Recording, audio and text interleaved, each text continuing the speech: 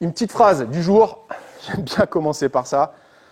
Donne un poisson à un homme, il mangera un jour. Apprends-lui à se servir de Twitter et il oubliera de manger.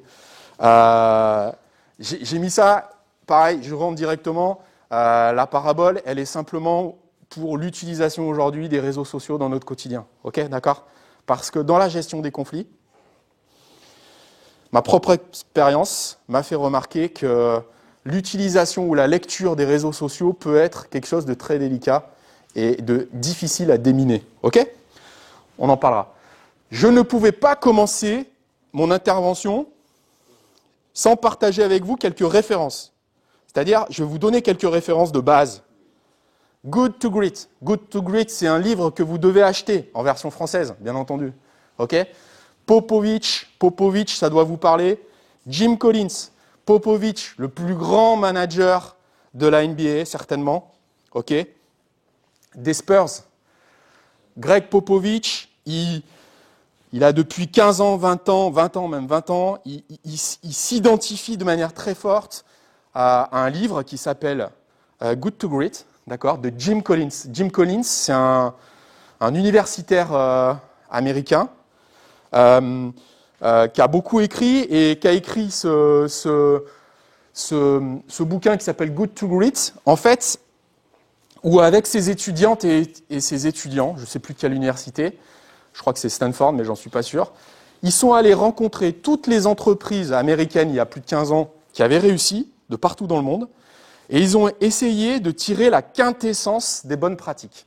Donc, c'est-à-dire, qu'est-ce qui fait que dans l'entreprise A et dans l'entreprise B, eh bien, ça a marché? Eh bien, en fait, il y a des principes managériaux de base, bien sûr sur le management, il y a des principes managériaux de base qu'ils ont issus, alors il y a la bienveillance, mais il y a beaucoup de choses, et je vous invite à le lire. Pour moi, c'est un bouquin qui m'a marqué à vie, pour plusieurs raisons.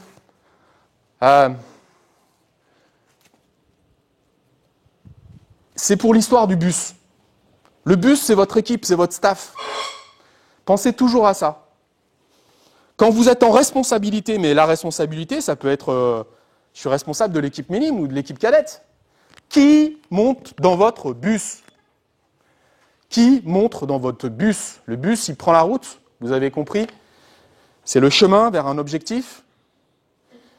Donc ça veut dire que mettre les bonnes personnes au bon endroit, dans le bon siège dans le bus, c'est plus qu'important. Et écoutez bien, c'est raide, mais c'est comme ça. Ça veut dire que la mauvaise personne, elle doit descendre du bus, ou vous devez la faire partir, avant même de décider de la direction à prendre. Globalement, qu'est-ce que ça veut dire? Ça veut dire que le qui est plus important que le quoi. Ça veut dire que le qui monte dans votre bus, est beaucoup plus important que ce qu'il va y faire. Et donc, ça renvoie à des principes forts, des principes de loyauté, notamment, qui sont, en management, un des principes de base. C'est-à-dire que la personne, si elle ne sait pas faire, ce n'est pas le plus important, elle peut apprendre à faire. Par contre, si elle n'est pas loyale, ça va être très très difficile. Si elle n'a pas un état d'esprit positif, ça va être très très difficile.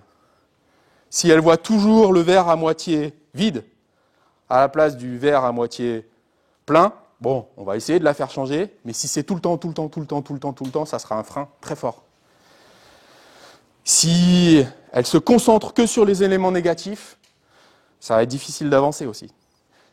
Donc ça veut dire que j'ai commencé par l'histoire du bus, parce que pour moi c'est le plus important, mais globalement, c'est un résumé de chez résumé, dans Good to Great, et c'est aussi tout le panel de management de Popovich aux Spurs.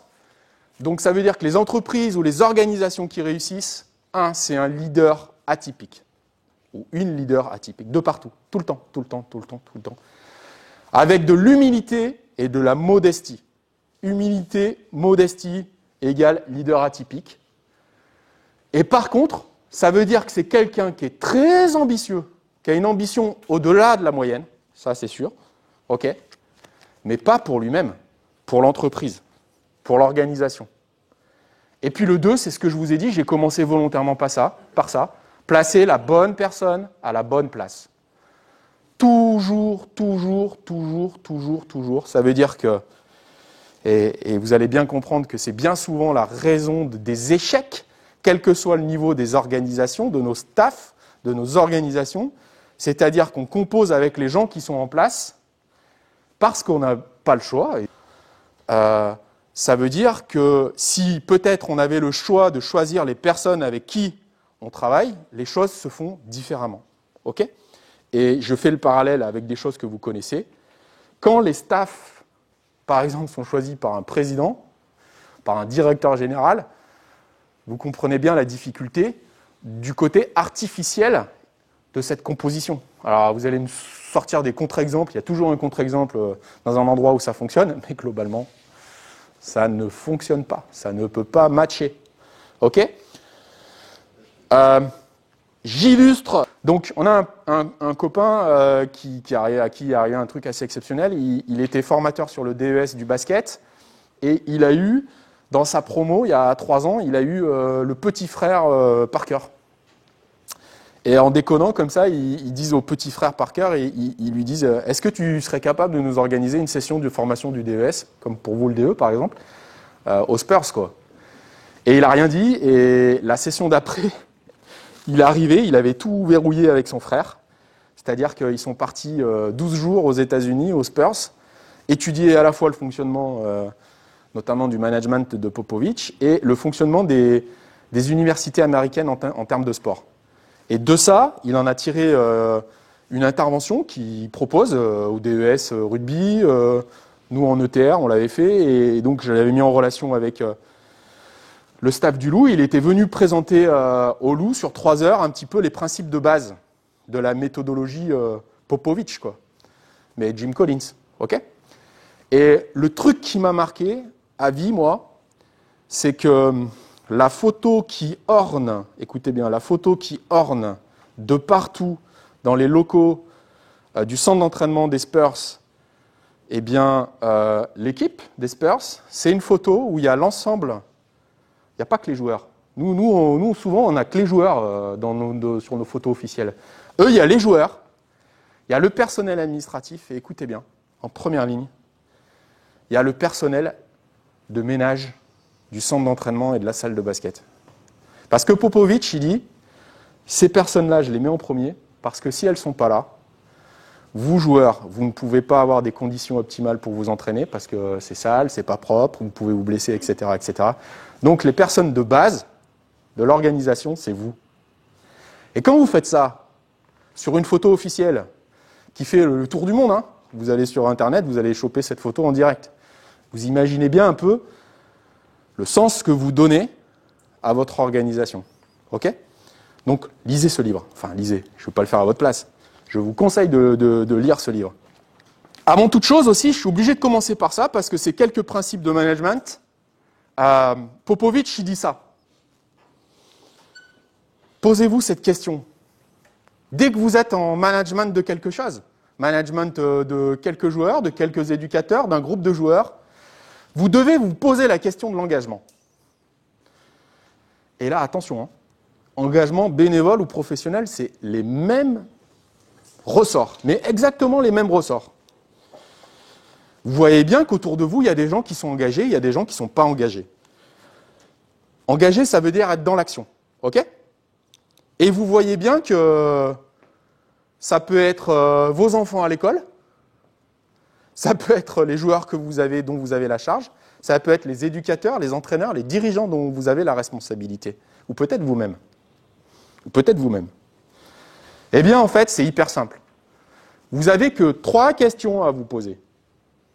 Pas plus, 3. La première, c'est la question du sens.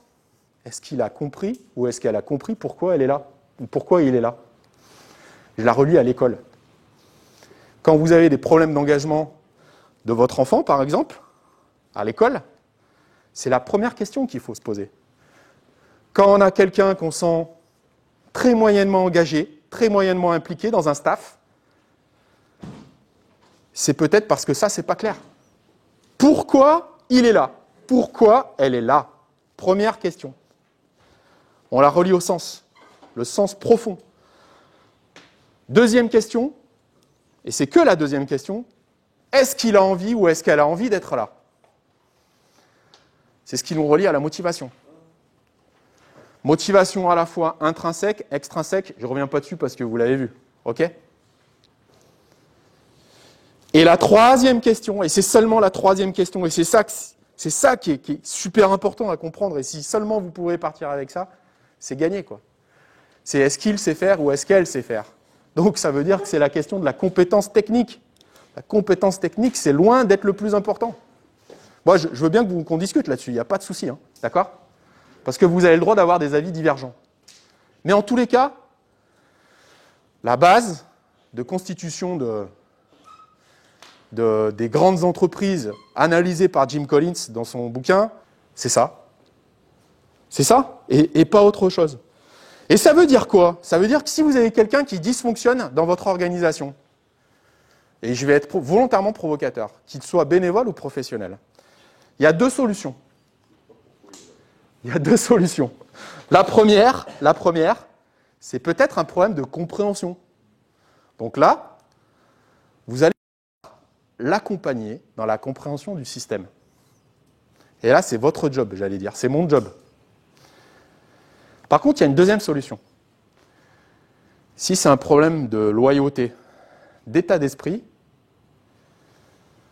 eh bien là, vous devez d'abord faire le point avec lui-même, bien sûr, mais peut-être l'accompagner vers la sortie. Popovic, il dit ça.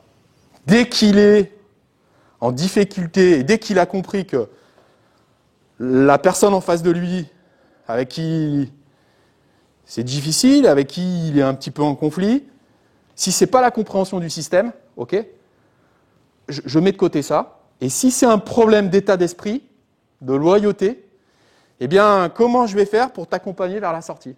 Et comment on va contractualiser ça ensemble?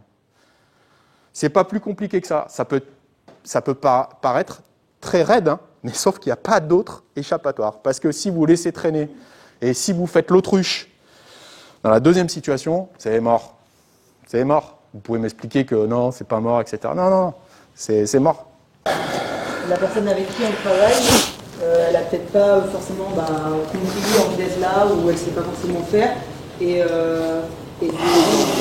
prendre entre guillemets une décision radicale comme ça, je sais que même si les présidents ils sont de notre côté, qu'ils sont avec nous, que voilà, c'est compliqué de... Attention, hein. Je le dis uniquement si tu as une notion de hiérarchie. Oui, c'est ça. Si tu es au même niveau, tu comprends que c'est pas à toi de... Par contre, c'est pas à toi de déclencher les solutions. Par contre, si tu l'as dans un coin de la tête, toi, c'est bien. Parce que tu sais, parce que des gens qui ne sont pas engagés, on en a tous autour de nous. Et j'ai oublié juste un truc. Une étude sociologique, d'ailleurs, qui est dans Good to Great, nous explique que la motivation liée à l'argent, à votre avis, elle dure combien de temps? Sur une échelle de mois. 3 mois. Motivation liée à l'argent, 3 mois. Donc ça veut dire, vous imaginez, ça veut dire qu'on a des gens parfois qui pensent, parce qu'on paye bien ou correctement des gens, qu'ils sont motivés et engagés pour le travail. Mais c'est complètement irréel. C'est pas connaître les mécanismes. Ok? Il y a tellement de contre-exemples de sportifs qui jouent jusqu'à 40 plus, qui n'ont pas forcément besoin, qui n'ont même pas du tout besoin d'argent. Ouais, tout à fait. Dès le centre de formation de l'OL, ils travaillent sur des problématiques comme celle-ci, puisque, vous le savez, j'imagine, dès 14-15 ans, des gamins, ils peuvent avoir des contrats d'aspirants à des montants complètement irréels pour nous. Donc ça veut dire que la motivation, si cette motivation, elle est uniquement sur ces aspects-là, c'est mort. C'est mort. Mais c'est quand même très important de le savoir, les ressorts liés à l'engagement. Et ce que je vous ai dit à la fin, c'est pas neutre, quoi. C'est-à-dire que accompagner des gens vers la sortie, c'est réel. Et c'est trop souvent occulté, y compris dans nos fonctionnements associatifs qui sont parfois un peu difficiles. Mais c'est quoi le truc? C'est mieux d'avoir des gens engagés ou des gens désengagés? Moi, j'ai la réponse, hein, je vous le dis de manière très franche. Sur le il sait pas faire. Ouais, Et... tu l'accompagnes. Il ne sait pas faire aujourd'hui. Franchement. Aujourd'hui, je ne sais pas faire. Regarde. Aujourd'hui, par exemple, mettons tous les aspects liés à la communication digitale. Aujourd'hui, quand on travaille dans un club, il y en a plein qui travaillent dans des clubs aujourd'hui. On imagine que tout ce qui tourne autour de la communication digitale, il faut que ça soit quelque chose qui soit maîtrisé. OK ? Vous êtes d'accord sur le principe ? Je ne sais pas faire. Si je ne sais pas faire, je mets en place une stratégie pour apprendre. Et demain, je saurai faire. Toujours pareil, je saurai faire si je suis motivé pour, si je suis engagé. OK ? Autrement, on sera dans d'autres dispositifs.